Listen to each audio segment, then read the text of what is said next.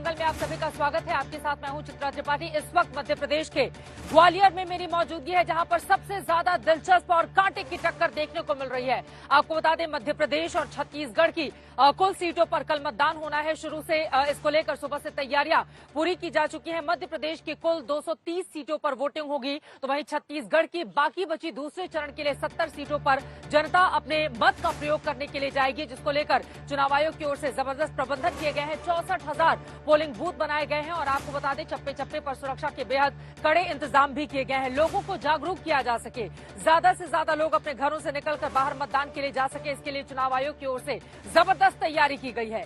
मध्य प्रदेश में तकरीबन 2,500 उम्मीदवारों की किस्मत का फैसला कल यहां की जनता करने वाली है, तो वहीं छत्तीसगढ़ में 950 से ज्यादा उम्मीदवारों की किस्मत का फैसला कल 70 विधानसभा सीटों पर वहां की जनता की ओर से किया जाएगा। लेकिन इन सब के बीच चुनावी लड़ाई बेहद दिलचस्प मोड़ पर पहुंच चुकी है। भूपेश बघेल छत्तीसगढ़ के मुख्यमंत्री एक तरफ रावण वाला अहंकार बताकर नरेंद्र मोदी पर निशाना साधते हैं, तो वहीं दूसरी तरफ आपको बताते चले, अब गद्दारी जुबानी जंग यहां पर तेज हो गई है। एक दूसरे को गद्दार बताए जाने की कवायद जारी है। दरअसल प्रियंका गांधी ने एक रैली में ज्योतिरादित्य सिंधिया को लेकर कुछ ऐसी टिप्पणी कर दी थी, जिसके बाद ज्योतिरादित्य सिंधिया की ओर से ताबड़तोड़ पूरा कांग्रेस पार्टी का इतिहास बताते हुए ट्वीट करके जबरदस्त तरीके से निशाना साधा गया। कांग्रेस पार्टी को एमपी की जनता सबक सिखाए, इसका जिक्र किया गया है। तो वहीं दूसरी तरफ अब भारतीय जनता पार्टी माधवराव सिंधिया के अपमान का मुद्दा बताकर कांग्रेस पार्टी पर जबरदस्त तरीके से वार कर रही है। शिवराज सिंह चौहान से लेकर हेमंता विश्वकर्मा, तमाम मुख्यमंत्रियों की ओर से भारतीय जनता पार्टी के कटाक्ष किया जा रहा है और प्रियंका गांधी को अहंकारी बताया जा रहा है।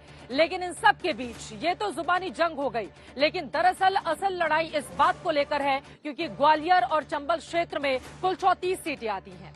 कांग्रेस पार्टी ने पिछली बार 27 सीटों पर विजय हासिल की थी। भारतीय जनता पार्टी के खाते में सिर्फ 5 सीटें गई थी। लेकिन ज्योतिरादित्य सिंधिया के भारतीय जनता पार्टी में शामिल हो जाने के बाद इस बार क्या कांग्रेस पार्टी के लिए चुनौती बहुत ज्यादा बढ़ गई है? इसी वजह से गद्दार कहकर ज्योतिरादित्य सिंधिया को संबोधित किया जा रहा है।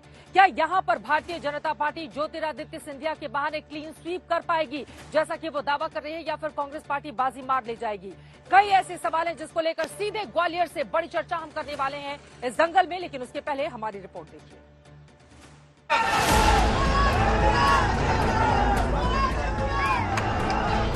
क्या है कि कदम थोड़े छोटे पड़ गए।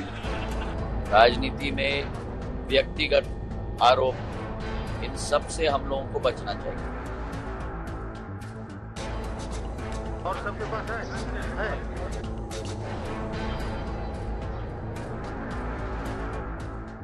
इधर ईवीएम तैयार है, मतदान कर्मी होशियार, वोटर तैयार, मगर सियासत की अदावत ऐसी कि नेताओं की खत्म नहीं होती तकरार। रात भर की बात है, सुबह होना हिसाब है, लेकिन आखिरी घड़ी तक गद्दार पर तकरार है। कहानी चुनावी वार पलटवार की है, जो प्रचार के मंच से शुरू हुई तो थमने का नाम नहीं ले रही। शुरुआत कुछ यूं हुई। इनके जो सारे नेता है ना, बड़े विचित्र टाइप के नेता है। पहले तो हमारे सिंधिया जी, जानते हैं, मैंने उनके साथ यूपी में काम किया। क्या है कि कद में थोड़े छोटे पड़ गए हैं? लेकिन अहंकार में तो भाई वाह भाई वाह। सियासत की बात में कद को लेकर जो जुबानी घात शुरू हुई तो पलक झपकते ही विश्वासघात तक पहुंच गई। मगर ठहरिए, पहले अहंकार वाले चैप्टर की यूपी वाली कहानी सुन लीजिए। हम यूपी में काम कर रहे थे, तो देखो यूपी वालों की, तो हम भी यूपी के हैं, आदत है हम लोग शिकायत, गुस्सा, नाराजगी सब निकाल देते हैं। महाराज बोलने की आदत नहीं है। लेकिन भैया उनके पास जो भी कार्यकर्ता जाता था, कहते दीदी कि हम क्या करें, महाराज महाराज कहना पड़ता है, हमारे मुंह से नहीं निकलता तो फिर कुछ काम ही नहीं होता हमारा। यहाँ तक भी अहंकार की बात चल रही थी, मगर कांग्रेस के दिल में कुर्सी गंवाने की कड़वाहट इतनी थी कि भड़ास थम न सकी। वैसे उन्होंने अपने परिवार की परंपरा अच्छे से निभाई है।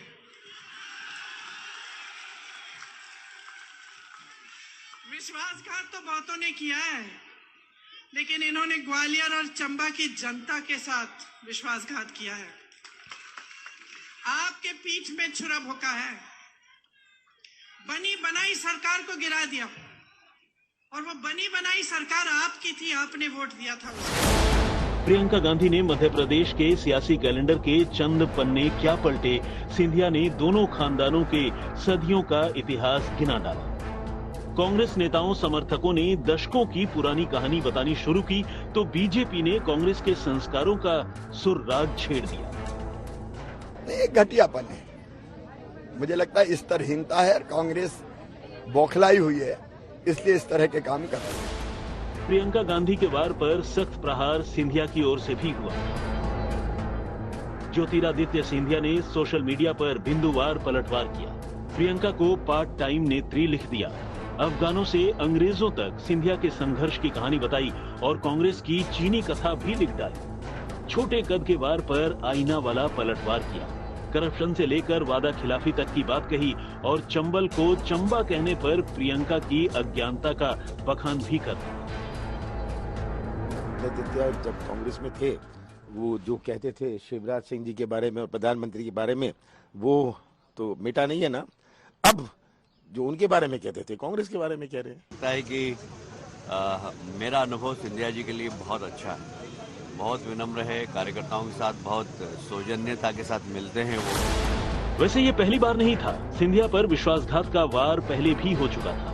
दरअसल इस पूरी कहानी के पीछे ग्वालियर चंबल के इलाके में कांग्रेस को संभावित नुकसान की खींच को लेकर थी। दिग्विजय सिंह का कहना है कि सरकार गिराई है, हम कभी उनको माफ नहीं कर पाएंगे।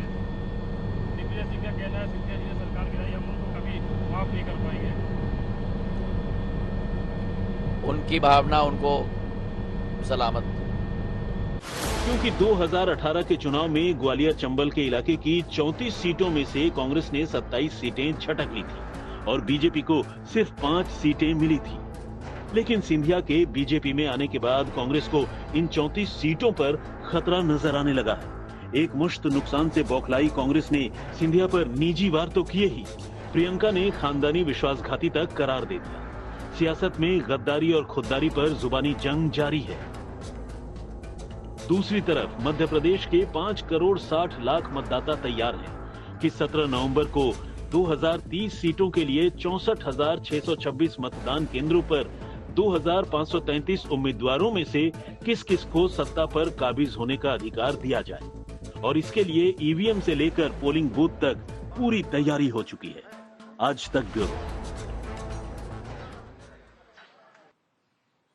क्या सिंधिया के बिना कांग्रेस पार्टी को मध्य प्रदेश में नुकसान हो जाएगा, खासतौर से ग्वालियर चंबल इलाके में, या फिर दोनों ओर से जिस तरह के दावे किए जा रहे हैं, दोनों के दावे में दम दिखता है और कांग्रेस पार्टी जो आक्रामक चुनाव प्रचार कर रही है उसके बलबूते उसको कामयाबी मिल जाएगी। कल सुबह से यहां पर मतदान शुरू हो जाएगा, जनता जनार्दन को फैसला लेना है। लेकिन कुल मिलाकर मध्य प्रदेश की चुनावी लड़ाई बेहद दिलचस्प मोड़ पर आकर इस वक्त खड़ी हो गई है। इसी मुद्दे को लेकर चर्चा करेंगे। वार पलटवार में ये जो जुबानी जंग है, जो तार तार भी कर रही है तमाम मर्यादाओं को, ये कहां पर जाकर थमेगी, रुकेगी, इसी पर चर्चा करने के लिए खास मेहमान जुड़ चुके हैं। उनका परिचय आपसे करवा देती हूं। प्रेम शुक्ला जी, राष्ट्रीय प्रवक्ता भारतीय जनता पार्टी के हमारे साथ जुड़े हुए हैं। नाहिद लारी खान जी, स्पोक्स पर्सन समाजवादी पार्टी के इस वक्त हमारे साथ मौजूद हैं। वरुण पुरोहित जी, आप कांग्रेस सपोर्टर हैं, पॉलिटिकल एनालिस्ट हैं, हमारे साथ जुड़े हुए हैं। वारिस पठान साहब, AIMIM के आप प्रवक्ता हैं, आपका भी बहुत स्वागत है। और प्रोफेसर संगीत रागी जी, पॉलिटिकल एनालिस्ट, राजधानी दिल्ली से हमारे साथ जुड़े हुए हैं, आपका भी बहुत स्वागत है। प्रेम शुक्ला जी, लेकिन सबसे पहले शुरुआत आपसे ही करते हुए, अब तो कांग्रेस पार्टी की ओर से यही कहा जा रहा है कि चूंकि गद्दारी की है और इस तरह का माहौल बनाकर यहां की जनता को बताया जाए कि 2018 में वोट उन्होंने किसको दिया था और कैसे गद्दारी की वजह से यहां से सरकार चली गई थी कांग्रेस पार्टी की। क्या ये शब्द भारतीय जनता पार्टी के ऊपर, ज्योतिरादित्य सिंधिया के ऊपर भारी पड़ जाएगा? ये दरअसल जो है, ज्योतिरादित्य सिंधिया ने जिस तरह से लोकतांत्रिक संवैधानिक ढंग से कांग्रेस के कुशासन का खात्मा किया और जिस तरह से भारतीय जनता पार्टी 18 साल के शासनकाल के बाद भी मध्य प्रदेश में जिस तरह से भारतीय जनता पार्टी की पुनर्वापसी हो रही है और जिस तरह से दारुण पराभव का सामना कांग्रेस करने की कगार पर है, उससे उपजी हताशा के कारण श्रीमती प्रियंका वड्रा ऊल जलूल बातें कर रही हैं।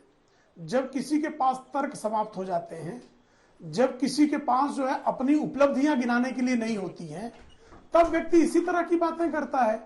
ये कुंठा, हताशा और दारुण पराभव का जो संकेत है, उसके कारण जिनको जो है न्यूनतम समर्थन मूल्य भी याद नहीं रहता, भूल जाती हैं, जिनको चंबल याद नहीं है, चंबा उनके ध्यान में आ रहा है, ऐसी श्रीमती प्रियंका वाड्रा, उन्होंने सबसे बड़ी गद्दारी इस देश के साथ अगर कभी की गई है तो 1975 में जब भारत के संविधान को अपहरित करके भारतीय लोकतंत्र पर कुठाराघात करके आपातकाल लगाया गया था, उससे बड़ी गद्दारी क्या हो सकती है लोकतंत्र में? इससे बड़ी गद्दारी आज तक नहीं हुई है। और पुरोहित जी, अगर गद्दारी का इतिहास ही पढ़ा जाए तो लॉर्ड माउंटबेटन जैसे अंग्रेज को भारत का गवर्नर जनरल बनाने की गद्दारी किसने की थी? ठीक है, मैं इस सवाल का जवाब ले लेती हूँ। वरुण पुरोहित जी, उनके सवालों पर जवाब दीजिए। और यहाँ पर गद्दार बताकर आप लोगों को लगता है क्या कि कांग्रेस पार्टी को वोट मिल जाएगा? किस बात का डर है कांग्रेस को? जैसा कि भारतीय जनता पार्टी की ओर से आरोप लगाए जा रहे हैं कि इलाका तो ये पूरा का पूरा देखा जाए तो यकीनन सिंधिया के प्रभाव वाला है, तो आप लोगों को इस बात का डर है कि इस बार क्लीन स्वीप न कर जाए बीजेपी? क्या ये डर है जो गद्दारी शब्द पर लेकर आया? चित्रा जी, आपको क्षमा गणी। देखिए, अभी इन्होंने कहा इमरजेंसी की बात की। इमरजेंसी में संजय गांधी जी की पुत्र वधू और बेटे को कौन ले गए? बीजेपी वाले सांसद बना के बैठे हैं, अपने साथ नेता बना रहे हैं, उन्हीं के प्रचार से जीतने का प्रयास कर। ये आपको मैंने कई बार कहा, ये इनके एक ऐसा नैरेटिव क्रिएट करते हैं, जब कांग्रेस के आदमी इनकी पार्टी में लेते हैं, सरकारें बनाते हैं, जब तो इनके लिए सही हो जाते हैं, और बाहर होते हैं तो ये इस प्रकार की आलोचना करने लगते हैं। मैं आपको, ये ज्योतिरादित्य सिंधिया जी तो है, सबको पता है कि उनको कितनी इंपॉर्टेंस कांग्रेस पार्टी ने दी। इतने भारी नेता होते तो लोकसभा चुनाव जीत जाते। इनके पिताश्री जो थे आदरणीय माधवराव जी, उन्होंने भी पार्टी बनाई थी, कांग्रेस छोड़ के फिर क्या असर हुआ था? तो ये निश्चित रूप से विश्वासघात। अगर आप पार्टी की टिकट पे जीत करके आ रहे हो तो आप अगर उसको छोड़ के जाते तो इस्तीफा देके जाओ और उसके बाद फिर राज्यसभा प्राप्त करो, तो सबको पता है कि सत्ता लोलुपता के लिए जा रहे हो, विश्वासघात कर रहे हो पार्टी के साथ। दूसरी बात, बहुत बड़ी बात मैं आपको कहना हूँ, राजनीतिक व्यवस्था देश की क्यों चरमरा रही है? क्योंकि ये ठेका सिस्टम हो गया सब पार्टियों में कि इस पर्टिकुलर नेता को 20 टिकट देती है, इस पर्टिकुलर नेता के 20 आदमियों को टिकट देती है। तो उससे, उस अंतर द्वंद से सारी पार्टियां देश में जूझ रही हैं। कार्यकर्ताओं को, ग्रास रूट को उस हिसाब से टिकट नहीं मिल पा रहा। साथ ज्योतिरादित्य सिंधिया छोड़ गए, 20 आदमी उनके साथ छोड़ गए, क्यों? 20 टिकट उनके कहने से दे दी। क्यों दे दी भाई? ये बीजेपी भी जूझ रही है इसी बात से, राजस्थान में सब जगह। हाँ। तो इसको एक चर्चा का विषय बनाना चाहिए। बीजेपी की ज्यादा चिंता हो रही है। प्रियंका गांधी ने भी कुछ इसी अंदाज में तंज भी कसा है कि बीजेपी आरएसएस वाले लगातार जो मेहनत कर रहे हैं, लेकिन यहाँ पर ऐसा ना हो कि नेतृत्व सिंधिया करते हुए दिखाई दे। इस तरह की भी बातें उनकी ओर से कही गई हैं। प्रेम शुक्ला जी, आप इस पर जवाब दे दीजिए, उसके बाद बाकी मेहमानों के पास में जाऊंगी। इनका ये कहना है कि आपका जो ग्रास रूट टिकट पाने के लिए, उसके टिकट काट कर आपने सिंधिया गुट को टिकट पकड़ा दिया। जी, अब मुझे इनकी बात का विरोधाभास देखिए। ये कह रहे हैं कि जो छोड़कर चला जाए उसके विरुद्ध बात नहीं करनी चाहिए। तो भाई, ज्योतिरादित्य सिंधिया जब आपकी पार्टी में थे तो प्रियंका वाड्रा को अत्यंत प्रिय थे, सोनिया गांधी को अत्यंत प्रिय थे। अब उन्होंने लोकतांत्रिक संवैधानिक तरीके से उनके विधायकों ने त्याग पत्र देकर जनादेश प्राप्त करके अगर उन्होंने सरकार परिवर्तित की तो ये लोकतांत्रिक संवैधानिक प्रक्रिया का आदर्श उदाहरण है। जबकि पंडित जवाहरलाल नेहरू के 1959 में केरल की सरकार बर्खास्त करने से लेकर 2005 की नीतीश कुमार की सरकार बर्खास्त करने तक कांग्रेस ने 92, जिनको विधानसभा में पूर्ण बहुमत प्राप्त था, जिनको जनादेश प्राप्त था, ऐसी सरकारों को बर्खास्त करने का कुकर्म प्रियंका वाड्रा की माताजी ने किया, उनके पिताजी ने किया, उनकी दादी जी ने किया, उनके नाना जी ने किया। तो ये सारे कुकर्म उनके हैं। भारतीय जनता पार्टी ने अगर सरकार गिराई है तो इस तरह नहीं गिराई, बल्कि विधायकों ने त्याग पत्र दिया, जनता से जनादेश प्राप्त किया और जनादेश के आधार पर वहां सरकार परिवर्तित हुई। तो इसमें क्या गलत है? मुझे पता है, इनको तो सुप्रीम कोर्ट ने एसआर मुंबई वर्सेस मामले में इनको फटकार लगाई, बूटा सिंह को फटकार लगाई, इनके रोमेश भंडारी को फटकार लगाई, इनके गवर्नरों का इतिहास रामलाल को फटकार लगाई। इनको इतना फटकारा सुप्रीम कोर्ट ने, बारंबार फटकारा, लेकिन इनकी बेशर्मी की हद थी कि सुप्रीम कोर्ट की फटकार के बाद भी दशकों तक जनता द्वारा निर्वाचित सरकारों को गिराने का दुष्कर्म ये करते रहे हैं।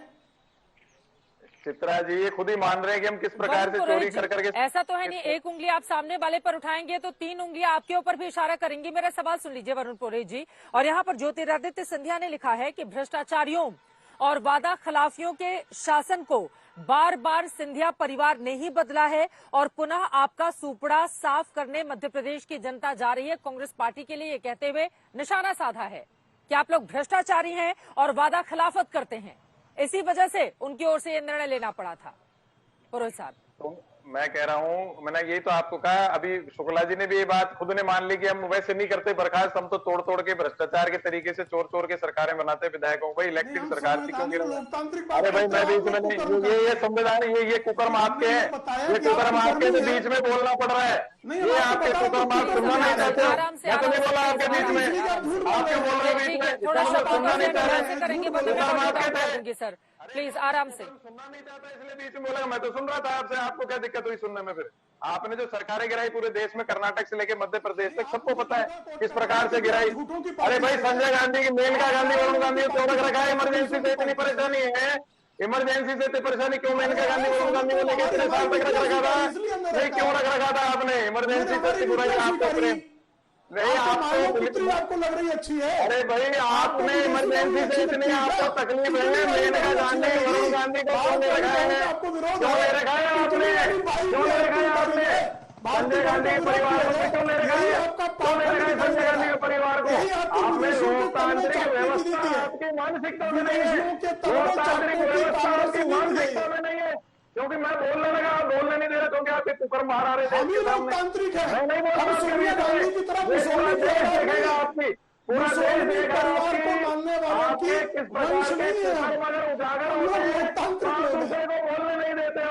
मुसोलिनी की सेवा करने वाले फासिस्ट की मुझे लग रहा है आप दोनों लोग इतने सीनियर हैं, एक एक करके अपनी बात रख देंगे तो ज्यादा बेहतर तरीके से लोगों को समझ जाएगा। प्लीज सर, ठीक है, और थोड़ा सा शब्दों का चयन सोच समझ कर करना चाहिए प्लीज। हो गई आप लोगों की बात हो गई, अब बाकी मेहमानों को लेकर आती हूँ। ठीक है, आप दोनों की बात हो गई। नाहिद लारी, अब मैं सीधे आपके पास आते हुए, जो बातें ज्योतिरादित्य सिंधिया की ओर से कही जा रही हैं वादा खिलाफी का, वही बातें तो अखिलेश यादव भी मध्य प्रदेश में कांग्रेस पार्टी को लेकर कहते रहे हैं। तो सिंधिया ने जो कहा है क्या सच है? देखिए चित्रा जी, भाजपा किस मुंह से भ्रष्टाचार की बात कर रही है? अरे भाजपा तो खुद ही भ्रष्टाचार की जननी है। इनके एक राष्ट्रीय अध्यक्ष रंगे हाथों लाखों रुपए रिश्वत लेते पकड़े गए थे प्रधानमंत्री से काम कराने के नाम पर। अभी देखिए कैबिनेट मंत्री के बेटे का किस तरह से वीडियो वायरल हो रहा है कि करोड़ों करोड़ अरबों करोड़ अरबों खरबों रुपए का जो है लेन देन की बात हो रही है, भ्रष्टाचार की बात हो रही है। अरे मध्य प्रदेश में तो 60% भ्रष्टाचार है। उत्तर प्रदेश की आप देखिए, उत्तर प्रदेश में भ्रष्टाचार है तो कंठ कंठ तक भ्रष्टाचार में डूबी है भाजपा। ये वो पार्टी है कि गौ माता का नारा लेकर सरकार में आई और उत्तर प्रदेश में ये स्थिति है कि गौशालाओं में हमारी गाय भूखी प्यासी तड़प तड़प कर मर रही है। ये चारा तक खा जा रहे हैं भाजपा ही उनका। और नमामि गंगे के नाम पर ये सरकार में आई, नमामि गंगे में भ्रष्टाचार चरम पर है। सिर्फ बीजेपी के खिलाफ तो आप चुनाव लड़ नहीं रही हैं। 71 सीटों पर कांग्रेस पार्टी के खिलाफ भी तो समाजवादी पार्टी उतरी है मैदान में, आप प्रवक्ता हैं उसकी। आप बताइए कि मध्य प्रदेश को लेकर आखिर अखिलेश यादव ने कॉम्प्रोमाइज पोजीशन क्यों नहीं अख्तियार किया, अगर भारतीय जनता पार्टी इतनी वादा खिलाफी है, भ्रष्टाचारी जो आप आरोप लगा रही हैं? चित्रा जी, समाजवादी पार्टी की जो आप बात कर रहे हैं कि हम 71 सीटों पे चुनाव लड़ रहे हैं, तो आप देखिएगा ये तय है कि अनेकों सीटों पे समाजवादी पार्टी भाजपा का सफाया करेगी। करारी हार होगी भाजपा की। क्यों? क्योंकि वहां पर जो 94% पीडीए है, यानी पिछड़ा दलित आदिवासी अल्पसंख्यक, माननीय अखिलेश यादव जी ने जो पीडीए क्रांति का जो बिगुल फूका, उससे सब लोग एकजुट हो गए और उन्होंने ठान लिया कि भाजपा का पूर्ता सफाया करना है। आप इसी से अंदाजा करिए कि माननीय अखिलेश यादव जी जो देश के युवा तुर्क है, वो जब वहां पे 15 दिन में उन्होंने मध्य प्रदेश को जोत डाला, उनके जनसभाओं में अपार जनसमूह लोग सड़कों पर उतरकर उनको खुलकर उनके समर्थन में, उनको आशीर्वाद देने, उनके समर्थन में आ रहे। वहीं आप देखिए भाजपा जो 8000 करोड़ के हवाई जहाज से चलने वाली, आज उनकी ये स्थिति हो गई कि सड़क नाप रहे, यानी जिसको आप कहते हैं रोड शो, छोटे छोटे रोड शो कर रहे। क्यों? क्योंकि इनकी रैली में लोग इनको सुनने नहीं आ रहे, इसलिए सोच रहे कि चलो रोड शो के बहाने जो सड़क पे खड़े लोग हैं कम से कम वही हमें सुन ले। अरे हम तो ये कह रहे हैं कि जो घोषणाएं भाजपा ने मध्य प्रदेश में की है या राजस्थान में की है, तो वो जो घोषणा की है वहां तो भी आपकी सरकार है नहीं, आप उसको उत्तर प्रदेश और उत्तराखंड में लागू कर दीजिए। वैसे भी भाजपा कोई पार्टी तो नहीं, गिरोह कहलाता है, तो अगर ये गिरोह नहीं है, वाकई में राजनीतिक पार्टी है, तो उत्तर प्रदेश और उत्तराखंड में तो भाजपा सरकार है, आप इसको लागू कर दीजिए। कम से कम ये गिरोह का टैग जो आपके ऊपर है वो तो हट जाएगा। हम तो ये कहते हैं कि जो दोनों स्टेट्स के जो सीएम है ये मात्र केवल सीएम है, क्योंकि एक्चुअल सीएम तो इनके बड़े अरे मैंने आपसे क्या सवाल पूछा था? ठीक है मैंने आपसे समाजवादी पार्टी को लेकर सवाल पूछा था कि 71 सीटों पर समाजवादी पार्टी चुनावी मैदान में है। मेरा सवाल तो सुनिए। आप ये बोल रही हैं कि भारतीय जनता पार्टी का सुपड़ा साफ कर देगी, लेकिन माना तो ये जाता है कि जब दो एक विचारधारा वाली पार्टियां चुनावी मैदान में होती हैं तो उनके भीतर वोटों का बंटवारा होता है और तीसरा फायदा उठा ले जाता है। नहीं, ये तो आप जल्दी से इस पर 2 लाइन में जवाब। नहीं, ये तो आपका अपना विश्लेषण है, लेकिन जो मैं एक भोजपुरी में कहावत कहना चाहती हूँ, भोजपुरी में कहावत हो ना नौमन तेल आई ना राधा उसके नचियन। तो ये जो घोषणाएं कर रहे हैं, इतनी बातें जो बीजेपी वहां कर रही है, चाहे मध्य प्रदेश चाहे राजस्थान अन्य स्टेट्स में, क्या फायदा? सरकार तो इनकी आनी नहीं, करारी हार होनी है। पंजाब और केरल और तेलंगाना का इतिहास रचेगा, 1% वोट मिलेगा। तो इनकी सरकार तो आनी नहीं, बिला वजह इतनी बड़ी बड़ी बातें कर रहे हैं। अरे आप ये समझिए, इस वक्त एक बड़ी खबर आ रही है, उसके बाद आप अपनी बात को पूरी कीजिएगा। 2 और मेहमान हमारे साथ जुड़े हुए हैं, उनके पास में मैं जाऊंगी। ठीक है, राजधानी दिल्ली से इस वक्त एक बड़ी खबर आ रही है। आपको बताते चले कि अरविंद केजरीवाल की छवि खराब करने की कोशिश में लग गई है भारतीय जनता पार्टी।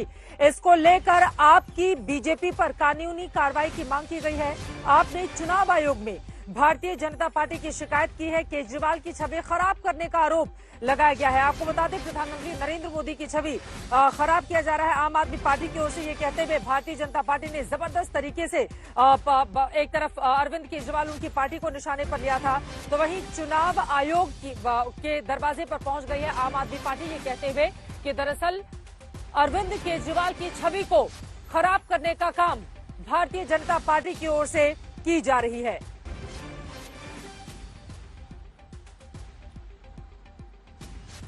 वहीं आपको बताते चले कि कुल मिलाकर आम आदमी पार्टी और बीजेपी के बीच जुबानी जंग इस मुद्दे को लेकर लगातार जारी है। एक तरफ प्रधानमंत्री की छवि खराब करने का काम आप कर रही है तो बीजेपी शिकायत कर रही है, तो वहीं चुनाव आयोग में अब आम आदमी पार्टी के नेता पहुंच चुके हैं, ये कहते हुए कि दिल्ली के सीएम की छवि खराब करके राजनीतिक फायदा लेने की कोशिश में है भारतीय जनता पार्टी। इसी वजह से तत्काल बीजेपी के ऊपर कार्रवाई की जाए। अब चुनाव आयोग इस पर क्या संज्ञान लेता है, क्या फैसला करेगा, इस पर रहेगी हमारी नजर। अब बाकी मेहमानों के पास जल्दी आते हुए मुझे लगता है प्रेम शुक्ला जी, पहले आप जवाब दे दीजिए। जो आरोप आप समाजवादी पार्टी के नेता ने आपके ऊपर लगाए हैं, वो कह रहे हैं सुपड़ा साफ हो जाएगा 71 में से ज्यादातर सीटों पर बीजेपी का मध्य प्रदेश में। देखिए कौवे के सांप से सांड की जिंदगी पे कोई असर नहीं पड़ता है, ये लोग भली भांति जानते हैं। दूसरी बात, इन्होंने एक बात सत्य कही है कि अखिलेश यादव तुर्क है, अब यादव नहीं बचे हैं, वो तुर्क हो गए, ऐसा ये कह रहे हैं कि अखिलेश यादव तुर्क है। तो मान लीजिए तुर्क होंगे, इनकी दृष्टि में नाहिद लारी खान आज से यादव जी की सुन्नत इन्होंने करा दी है और अखिलेश यादव इनकी दृष्टि में तुर्क है। दूसरी भ्रष्टाचार पे बात कर रही है। भ्रष्टाचार के मामले में श्रीमती सोनिया गांधी की पार्टी के सदस्य श्री विश्वनाथ चतुर्वेदी ने मुलायम सिंह यादव परिवार को भ्रष्टाचारी कह के सुप्रीम कोर्ट में याचिका दायर की और सीबीआई के डंडे के डर से मुलायम सिंह यादव का पूरा कुनबा सोनिया गांधी के 10 जनपद के बाहर दुम हिलाते हुए मिला। सब जानते हैं 80,000 रुपए में शौचालय भी नहीं बनता है। प्रधानमंत्री जी ने जो शौचालय नारी शक्ति के सम्मान के लिए बनवाया, वो शौचालय भी 80,000 नहीं बनता, लेकिन मुलायम सिंह यादव का बंगला 80,000 रुपए में बन गया। ये सीबीआई की रिपोर्ट में कहा गया। तो कितने भ्रष्टाचारी, गायत्री प्रजापति किस पार्टी के हैं जी? मोहम्मद आजम खां बकरी चोर, जिन पे बकरी चोरी का मुकदमा है, वो किस पार्टी के हैं जी? जरा बताइएगा मुझे। अब अखिलेश सिंह यादव, उनकी पत्नी पर मुकदमा, उन पर मुकदमा, उनके अखिलेश यादव की मुलायम सिंह यादव की दूसरी पत्नी पर मुकदमा, प्रतीक यादव पे मुकदमा। अरे भाई अब ये चिल्लाने लगी, क्यों लग गई मिर्ची? अभी तो मैंने शुरू की है अखिलुद्दीन की बात, अभी तो मैंने प्रारंभ की है। मैंने ये माना ना कि तुर्क है, वो आप कह रही हैं, उन्होंने धर्मांतरण कर लिया है। आपकी दृष्टि में अखिलेश यादव ने धर्मांतरण कर लिया है, आज इसको आपने स्वीकारा, इसके लिए आपका आभार। अखिलेश यादव ने धर्मांतरण कर लिया है, ये जो आपने रहस्योद्घाटन किया, ये अत्यंत प्रशंसनीय है। मैं आपका स्वागत करता हूँ कि आप रहस्योद्घाटन कर रही हैं। अखिलेश यादव ने आजम खान का चचा बोल के अपनी सुन्नत करा ली, वो तुर्क हो गए। जनगणना क्यों नहीं कराती? क्योंकि भाजपा अखिलेश यादव को तुर्क कहा उन्होंने, अखिलेश यादव को वो तुर्क क्या बता रही है? मेरा शब्द नहीं है। इन्होंने कहा अखिलेश यादव तुर्क है, मैं मेरी तरफ थोड़ा कह रहा हूं, मैं तो अखिलेश यादव को यादव ही मान रहा हूं। लेकिन ये नाहिदा जी मुद्दे की बात कीजिए, प्रेम शुक्ला जी प्लीज मुद्दे की बात कीजिए। ये क्या ये करवा लिया वो करवा लिया, प्लीज। मैं तो मुद्दे की ही बात कर रहा हूँ। अरे वो तुर्क कह रही है, अब आप रिवर्स करके देख लीजिए, आप वीडियो रिवर्स कीजिए। नाहिद जी ने कहा कि अखिलेश यादव तुर्क है, अब वो तुर्क कह रही तो मैं क्या कहूँ, नहीं कहूँ उनको मानू, वो उनके पास कोई जानकारी होगी। ठीक है, मैं 2 लाइन में जल्दी से नाहिद आप जवाब दे दीजिए। मैं आ रही हूँ फौरन। मैं तो जानता हूँ कि विष्णु मंदिर बनवाएंगे। ठीक है, ओके चित्रा जी, मैं तो कहती हूँ कि आपके जो भाजपा नाहिद आप जल्दी से 2 लाइन में जवाब दीजिए। बारिश जी आ रही है उसके बाद।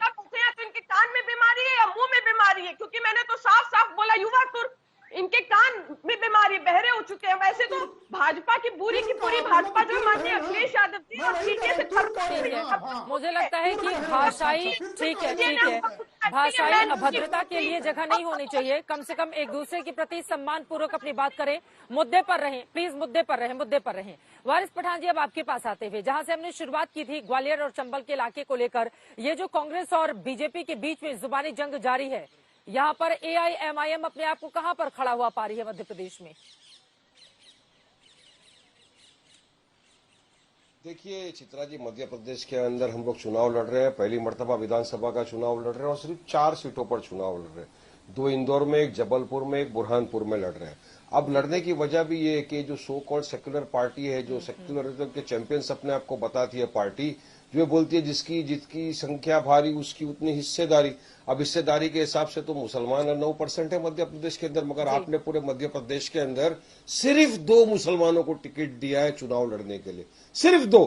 तो किस तरह पॉलिटिकल एम्पावरमेंट होगा? फिर क्या है इनका उनका तो सेम ही होगा ना, सबका साथ सबका विकास सबका विश्वास, तो सिर्फ एक जुमला ही निकला, उससे ज्यादा तो कुछ निकला। हम तो लड़ने जा रहे हैं, हम पॉलिटिकल एम्पावरमेंट करने जा रहे हैं, डेवलपमेंट विकास की बात करने जा रहे हैं। और यकीन मानिए बुरहानपुर के अंदर हम नहीं लड़ने वाले थे, लेकिन वहां पर जो कांग्रेस के पार्षद थे, 20 पार्षद ने कांग्रेस का दामन छोड़ दिया कि नहीं हमको भी हमारी कायदा चाहिए। वो आए मजलिस इत्तेहादुल मुस्लिमीन के साथ और हमारा आज वहां पर कैंडिडेट खड़ा हुआ है और जमकर खड़ा हुआ है, हमको यकीन है हम जीत रहे। मैं आज सुबह में आया हूं बुरहानपुर से, चित्रा जी यकीन मानिए लोगों की जो मोहब्बत, जो जमावड़ा, जो जन सैलाब उमड़ आता है हमारी सभाओं के अंदर, देखने लायक होता है। सिर्फ सब मोहब्बत है लोगों की ये।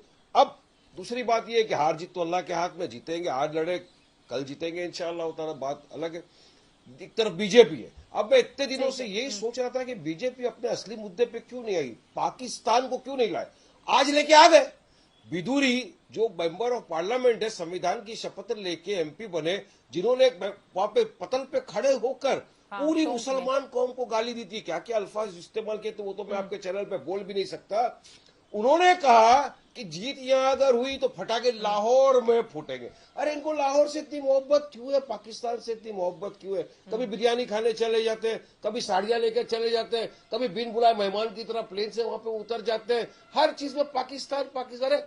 देश के भारतीय मुसलमानों को पाकिस्तान से कोई लेना देना नहीं है। हमने 1947 में जिन्ना की 2 नेशन थ्योरी को ठुकरा दिया और हम हमारे भारत देश के अंदर बाय बर्थ और बाय चॉइस रह रहे, मगर बीजेपी को चलता नहीं है ना, क्योंकि उनका चुनावी मुद्दा क्या है? विकास नहीं है, बेरोजगारी हटाना नहीं है, 15 लाख जमा कराना नहीं है। इनका मुद्दा गाय गंगा दंगा मंदिर पाकिस्तान। अडवाणी जी चले गए, जिन्ना की कबर के ऊपर वारिस पठान के बाप दादा नहीं गए, तो क्यों? अगर आपने काम किया होता विकास का, आपने काम किया होता बेरोजगारी हटाने का, तो आज आप बोल सकते थे, आप उसके ऊपर चर्चा कर सकते थे। मगर शुक्ला जी बड़े अफसोस के साथ कहना पड़ रहा है कि लोग आपको सवाल कर रहे हैं तरफ, और हर तरफ आपकी नैया डूबती जा रही है। 5 राज्य के अंदर चुनाव है, हम तो सिर्फ 3 जगह लड़ रहे हैं, तेलंगाना में लड़ रहे हैं, मध्य प्रदेश के अंदर लड़ रहे हैं हम, और राजस्थान में सिर्फ 13 सीटों के ऊपर लड़ रहे हैं हम। तो अब देखिए आपका सुपड़ा साहब होगा, लेकिन कांग्रेस भी कम नहीं है। मैं तो हमेशा कहा है चित्रा जी, दोनों भी एक ही सिक्के के 2 पहलू है। अब आपस में फाइट है, फिर भी पीटी हम SP कांग्रेस आपस में लड़ रहा है एक ही जगह। पहले गठबंधन बना लिया, बेंगलोर में चाय पानी पिए,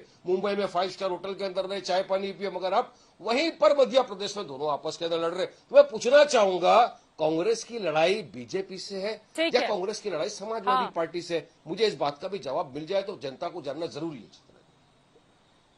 मैं इस सवाल का जवाब ले लूंगी, लेकिन बहुत देर से संगीत रागी जी भी हैं, उनका एक जवाब ले लेती हूं। संगीत रागी जी, सेकुलर वोटों को लेकर यहां पर यकीनन ये जो तीनों पार्टियां हैं उनके भीतर आपस में लड़ाई देखी जाएगी, लेकिन बड़ा सवाल है क्या मुद्दों से ध्यान भटकाने के लिए कई ऐसे मुद्दे लेकर आए जाते हैं बीजेपी की ओर से भी, जिससे चुनावी फायदा लिया जा सके मैदान में? चित्रा जी, मुझे आज तक ये परिभाषा नहीं मालूम हुई है कि इस देश का सेकुलर वोट क्या है। मुझे ऐसा लगता है कि जब हिंदुओं के बारे में बात की जाती है तो वो कॉमनल वोट हो जाता है, जब मुसलमानों के पोलराइजेशन की बात की जाती है तो वो सेकुलर वोट हो जाता है। यदि वारिस पठान की पार्टी यदि चुनाव लड़ती है तो कांग्रेस ये कहती है कि वारिस पठान जो है वो जानबूझ करके भारतीय जनता पार्टी को बेनिफिट पहुंचाने के लिए, क्योंकि मुसलमानों का वोट यानी जो सेकुलर वोट है वो विभक्त होता है। यदि यही बात यदि भारतीय जनता पार्टी शिवसेना को लेकर के कहे या अन्य पार्टियों को लेकर के कहे कि हिंदुओं का वोट जो है वो विभाजन नहीं होना चाहिए, हिंदू एक मुश्त होकर के लड़े, चुनाव लड़े, तब हम शिकस्त दे सकते हैं उन फिरका परस्ती ताकतों को जो हमास के साथ खड़े होते हैं। तो देखिएगा अगले दिन अखबारों की सुर्खियां बनेंगी और आपके टेलीविजन का ये हेडलाइंस बनेगा कि भारतीय जनता पार्टी इस प्रकार के कॉमनल वातावरण फैला रही है। दूसरी बात देखिए, जो खास करके कुछ ऐसे क्षेत्र हैं जहां पर जो विदुड़ी जी ने किया है, वहां की जो जनसंख्या की आबादी है करीब 53% के आसपास, 6 से 7 हजार के आसपास की जो जनसंख्या है हिंदू और मुसलमानों के बीच में कम ज्यादा है, और बाकी जो कम्युनिटीज हैं उनके वोट बहुत नगण्य हैं। ऐसी स्थिति में मुझे ऐसा लगता है कि चूंकि कांग्रेस पार्टी मुसलमानों की वोट पोलराइज करती है तो स्वाभाविक तौर पे भारतीय जनता पार्टी जो है वो बताना चाह रही है कि देखिए, यदि आप हिंदू लोग यदि इकट्ठा होकर के यदि भारतीय जनता पार्टी के पक्ष में नहीं मतदान करेंगे तो आप एक ऐसी ताकत यानी कांग्रेस पार्टी को आप मतदान करने जाते हैं जो हमास के साथ खड़ी होती है, जो जिसके सिपह सलार और जिसके साथ संवेदना रखने वाले में पाकिस्तान है, चाइना है, बाहरी तत्वों से संचालित होने वाली कांग्रेस चुनाव होगा या फिर ये हिंदू मुसलमान और पाकिस्तान के मुद्दे पर चुनाव होगा? संगीत रागी जी, ये भी तो सवाल पूछा जाएगा ना। अब टोंक में तो जानबूझकर, अब रमेश विधुड़ी पर तो डिबेट नहीं हो रही है, लेकिन उन्होंने आपने जिक्र कर दिया, उनको तो जानबूझकर टोंक की जिम्मेदारी दी गई है, उनको ऐसे इलाके में ही भेजा गया है जहां पर ध्रुवीकरण किया जा सके हिंदू वोटों का। क्या इस बात से आप इनकार करेंगे?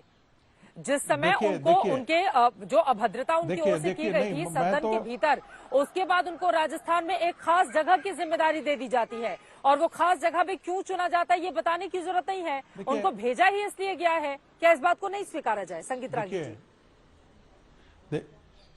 जी, देखिए चित्रा जी, आप कहते हैं स्थानीय मुद्दे होते, हर चुनाव में स्थानीय मुद्दे भी होते हैं और कुछ बड़े मुद्दे भी होते हैं। जैसे प्रधानमंत्री जी ने जो मुद्दा उठाया कन्हैया लाल की हत्या और सर तन से जुदा नारे, ये कोई स्थानीय मुद्दा नहीं है, ये देश विरोधी मुद्दा है। और ऐसे मुद्दों को यदि कोई उठाता है, चाहे वो रमेश विधुड़ी उठाते हैं, क्यों नहीं, ये कौन नहीं, किसे नहीं पता है कि भाई इस देश के अंदर जो है वो कई जगह जो है वो बांग्लादेशी और पाकिस्तानी पॉकेट्स बने हुए हैं, रेडिकल इस्लामिस्ट पॉकेट बने हुए हैं, वो जो है नो गो जोन एरिया बन गया है। तो ऐसे मुद्दे को उठाना जो है वो कोई अपने आप में गलत नहीं है। चुनाव ही तो ऐसा जगह है जहां पर आपको ऐसे सारे मुद्दे उठाने का मौका मिलता है कि आप जनता को एक बताने कि आने वाले आपके आसन्न खतरे क्या है। दूसरी बात, एक चीज जहां तक सिंधिया जी का सवाल है, वो क्यों गए क्या नहीं, देखिए कांग्रेस पार्टी सत्ता की पार्टी है, सिद्धांतों की पार्टी नहीं है। दूसरी बात, कोई भी व्यक्ति यहां पर साधु और ब्रह्मज्ञानी बनने के लिए तो कांग्रेस पार्टी में आया नहीं है। जैसे ही उसको लगता है कि कांग्रेस पार्टी के अंदर वो सत्तासीन नहीं हो सकता है, उसका राजनीतिक गणित जो है वो राजनीतिक कद जो है वो छोटा होने वाला है, वो पार्टी छोड़ करके जाएगा। आप देखेंगे कि वैचारिक अधिष्ठान पर जुड़ी हुई जितनी पार्टियां हैं उनमें ये सब होने के बावजूद भी चुनावी हार जीत से कोई बहुत ज्यादा मायने नहीं रखता है। भारतीय जनता पार्टी में टूट नहीं हुई, सीपीएम के अंदर आप इस आधार पर आप टूट नहीं देखेंगे, लेकिन कांग्रेस के अंदर इस प्रकार के टूट सामान्य बात है। और तीसरी बात, एक अंतिम बात कह दूं, आखिर कांग्रेस पार्टी के भीतर एक अंतिम बात कह दूं, एक अंतिम बात, जल्दी से संगीत जी, एक अंतिम बात कहूं, देखिए साथ आने के बावजूद भी लोग सुफड़े साफ होते हैं। हमने देखा है कि उत्तर प्रदेश में कांग्रेस पार्टी और समाजवादी पार्टी दोनों आई थी साथ साथ, लेकिन इसके बाद साइकिल भी पंचर हुआ और हाथ का पंजा भी टूट गया। तो ये समीकरण, राजनीतिक समीकरण जो होता है ना, बड़े नए तरीके से काम करता है। अब मध्य प्रदेश में मुझे नहीं लगता है कि आपकी बात समझ में आ गई है। अब आगे बढ़ेंगे, प्रेम शुक्ला जी से भी बहुत सारे सवाल हैं, कांग्रेस पार्टी भी जवाब देगी आपकी बातों पर, लेकिन उसके पहले दर्शकों को बता दें कि प्रियंका गांधी जिस आक्रामक तरीके से चुनाव प्रचार कर रही हैं, उन्होंने मुख्यमंत्री शिवराज सिंह चौहान पर निशाना साधते हुए उन्हें गजब का एक्टर करार दे दिया और कहा कि अमिताभ बच्चन को भी एक्टिंग में ये मात दे देते हैं, लेकिन जब चुनाव आते हैं तो असरानी बन जाते हैं। इस पर अब शिवराज सिंह चौहान ने पलटवार किया है। मुख्यमंत्री को सुन लेते हैं, उसके बाद चर्चा में आगे बढ़ेंगे। अजब गजब हो गई है कांग्रेस। कभी जय और वीरू पे चुनाव कर रहे हैं, कभी गब्बर पे चुनाव कर रहे हैं, कभी और कोई दूसरे हीरो हीरोइन का नाम लेते हैं। इससे ही पता चलता है कांग्रेस के पास मुद्दे नहीं है, कांग्रेस गंभीर नहीं है, कांग्रेस निम्न स्तर पर उतर आई है। हमारी सरकार डबल इंजन की सरकार, लेकिन कांग्रेस तो मनोरंजन कर रही है। हम डबल इंजन और कांग्रेस मनोरंजन। ये तो मनोरंजन वाले करते हैं कि अमिताभ बच्चन तेरा नाम मेरा नाम।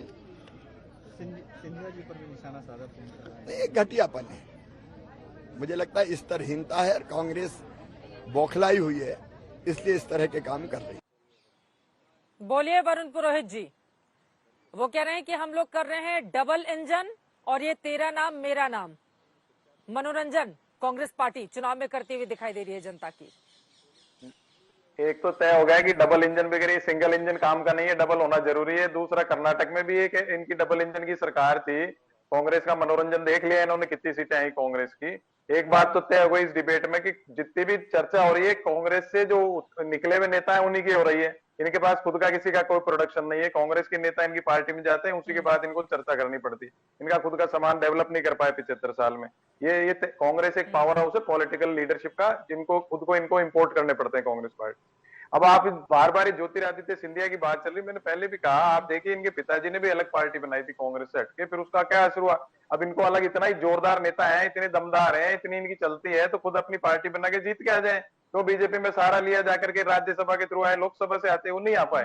देखिए राजस्थान की बात अभी इन्होंने की सबने बिदुड़ी जी की। बिदुड़ी जी ने टोंक की जनता के लिए क्या कहा, बार बार राज्यसभा नहीं मैं टोंक की बात पे आ गया। टोंक में बिदुड़ी जी ने कहा टोंक नहीं जाते, इसी मुद्दे पर रहते हैं। प्रेम शुक्ला जी कार्यक्रम के आखिरी हिस्से में है, कार्यक्रम के आखिरी हिस्से में है, इस वजह से प्रेम शुक्ला जी पहले आप जवाब दे दीजिए उनकी बातों का।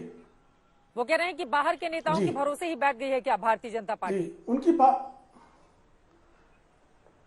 भारतीय जनता पार्टी तो अपने भरोसे, लेकिन श्रीमती सोनिया गांधी ने खुद तिवारी कांग्रेस बनाई थी, तो सोनिया गांधी ने खुद ही गद्दारी किया था। आपको याद होगा अर्जुन सिंह और एनडी तिवारी को लेकर कांग्रेस को इन्होंने तोड़ा था। उसी तरह से 1968 में इंदिरा गांधी ने कांग्रेस तोड़ी थी, तो इंदिरा गांधी गद्दार, सोनिया गांधी गद्दार, तो ये गद्दारों का ही इतिहास है इनका। अब बीच में बोल रहे हैं भाई साहब, अब क्या हो गया इनको, काहे चीख रहे हैं भाई?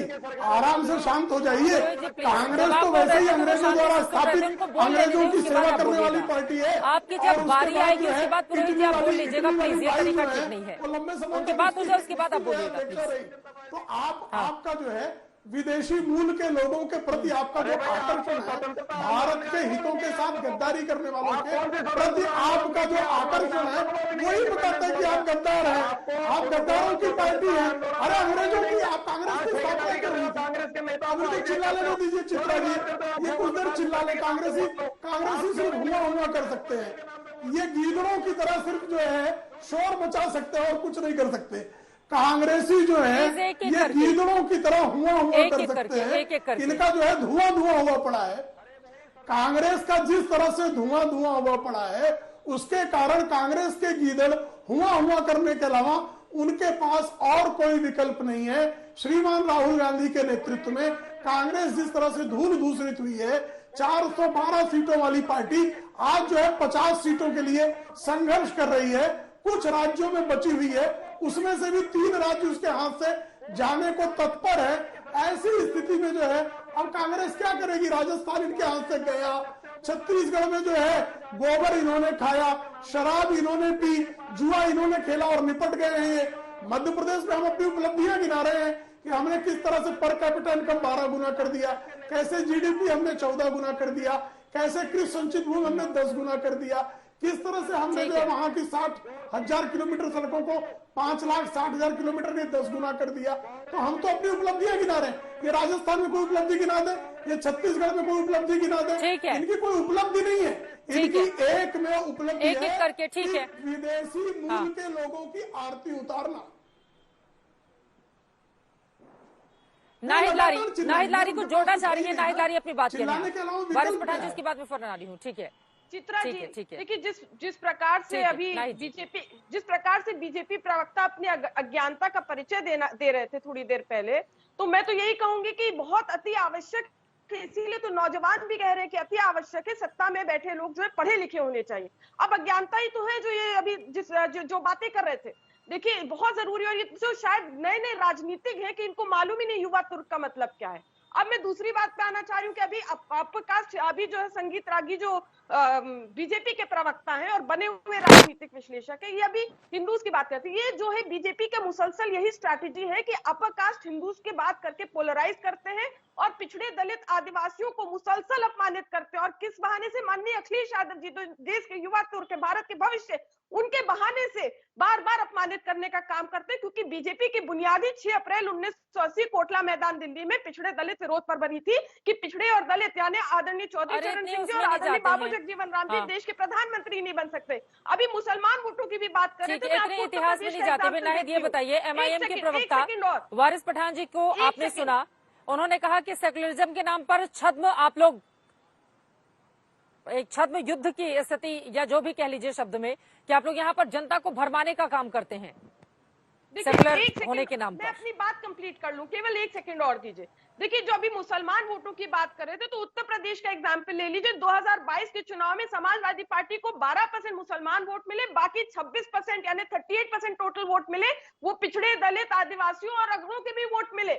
हमने जो है बीजेपी को बुरी तरह से इनकी जो सीटें जीती हुई सीटें थी उसमें से 80 हमने छीन ली।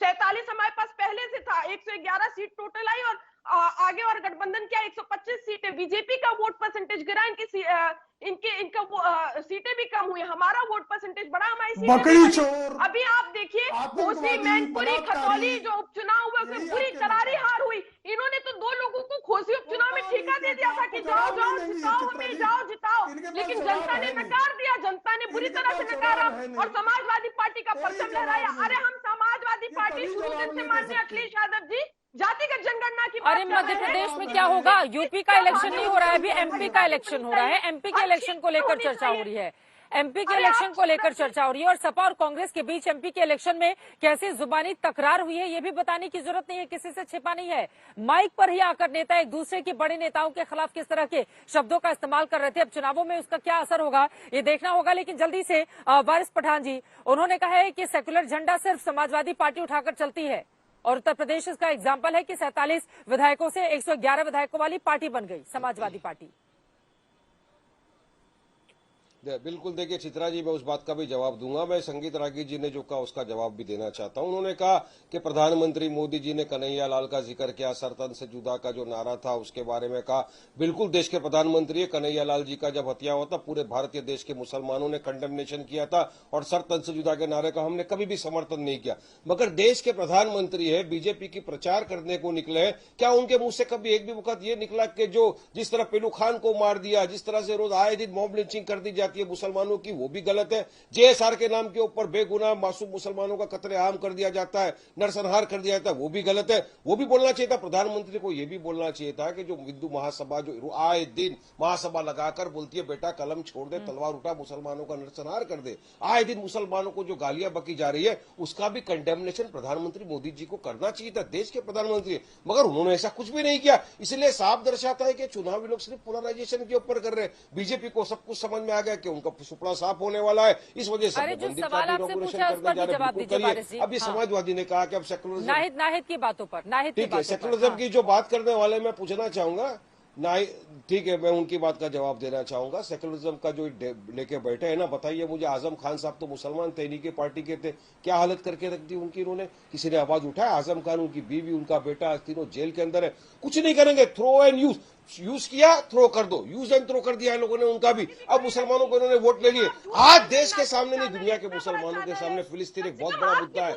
जहां हमारा बैतुल मुकद्दस है, पहला किबला है, मस्जिद अव्वल है। वहां के बारे में अखिलेश यादव ने एक भी अल्फाज बोला कि वहां पे जो मासूम बेगुनाह बच्चों का नरसंहार हो रहा है वो गलत है। क्या अखिलेश यादव ने एक भी मर्तबा खड़े होकर बोला? क्योंकि मुसलमानों की आस्था भी जुड़ी हुई है, इंसानियत भी जुड़ी हुई है। हम तो बोल रहे फिलिस्तीनियों के लिए दुआ भी कर रहे। क्या अखिलेश यादव ने 90% मुसलमानों के वोट लेने के बाद एक मर्तबा भी उन फिलिस्तीनी मुसलमानों के लिए दुआ की? इंसानियत के नाते सही। देखिए, फिलिस्तीन के साथ खड़ा होने के लिए आपको मुसलमान होना जरूरी नहीं है। आप एक नागरिक, एक इंसान होने के नाते भी उनके साथ खड़े हो सकते हैं। और नाहिद जी, आप तो खुद मुसलमान है, आपको तो पता है अपना बैतुल मुकद्दस है, मस्जिद अक्सा है, पहला किबला है हमारा। तो क्या हमारी आस्था भी नहीं जुड़ी हुई है? 70 बरस से लड़े आ जा रहे। आप एक महिला भी हो, महिलाओं का, बच्चों का किस तरह से नरसंहार करता जा रहा है इसराइल। तो क्या उसके लिए बोलना चाहिए था? अखिलेश यादव को नहीं बोलना चाहिए था? नहीं बोला। पूरी उत्तर प्रदेश की और देश की जनता ये सब देख रही है। वोट ले लिया आपने, मध्य प्रदेश पर ही रहते हैं, ठीक है, मध्य प्रदेश पर ही रहते हैं। आगे क्या होगा ये भी आपको देखना पड़ेगा। मध्य प्रदेश के चुनाव की बात करिए, कितनी मदद करेंगे बीजेपी की? हाँ, तो इसका जवाब दीजिए नाहिद। फिर ये इंडिया गठबंधन आप लोगों का जो बाहर बना हुआ है, उसने तो सबसे पहले मध्य प्रदेश में ही दम तोड़ दिया। जो इंडिया गठबंधन आपका बना हुआ है दिल्ली में, उसने तो दम तोड़ दिया मध्य प्रदेश में ही। तो फिर क्या रहेगा रिजल्ट यहाँ का समाजवादी पार्टी के लिए? ठीक है सर, जल्दी से नाहिद 2 लाइन में। नहीं, देखिए, अभी जो है, जो स्टेट्स में चुनाव हो रहे हैं, अभी इस पे चर्चा करिए। 20 दिन बचे हैं। 20 दिन के बाद अरे आप थोड़ा मुझे बोलने दीजिए, मैं आपसे नहीं बात करना कर रही हूँ। अरे आप छोटी सी पार्टी थोड़ा धैर्य रखिए। देखिए, ये आपकी महिलाओं के लिए, ये बोलने दीजिए उनको प्लीज। ये आप इज्जत करती है आपकी पार्टी खवातीनों की, बहुत अफसोसनाक है। देखिए, अगर आप बात करिए, देखिए मैं तो कह रही हूँ अभी मध्य प्रदेश और 5 स्टेट्स में चुनाव है, ये चुनाव हो जाए, 20 दिन तो बचे हैं। 20 दिन के वक्त हमें इतने की ही इजाजत देता है। आप तमाम मेहमानों का बहुत शुक्रिया हमारे साथ दंगल का हिस्सा बनने के लिए। कुल मिलाकर चुनावी जंग जबरदस्त होने जा रही है, रण भीषण होने जा रहा है। 230 सीटें हैं मध्य प्रदेश की, जिसको लेकर आरोप प्रत्यारोप का दौर जारी है। तो एक दूसरे को गद्दार बताए जाने की होड़ भी यहाँ पर मची हुई है। लेकिन किसकी होगी जीत, किसकी होगी हार, देखना रहेगा बेहद दिलचस्प। कल सुबह से ही लगातार बड़ी कवरेज आप देखने वाले हैं मध्य प्रदेश और छत्तीसगढ़ के चुनावों पर। सुबह से ही लगातार आज तक पर